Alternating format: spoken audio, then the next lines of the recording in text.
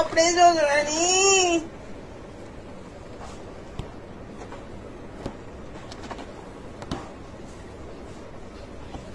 হ্যাঁ পুরো খোপ গুলো ডাবলু বানিয়েছিল, বাকিটা তুই করে শেষ কর।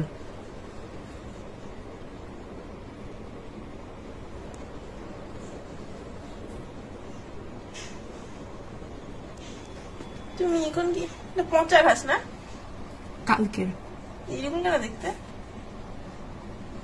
কালকের মানে এগুলো তো হে হয়ে গেছে, কেমন হচ্ছে?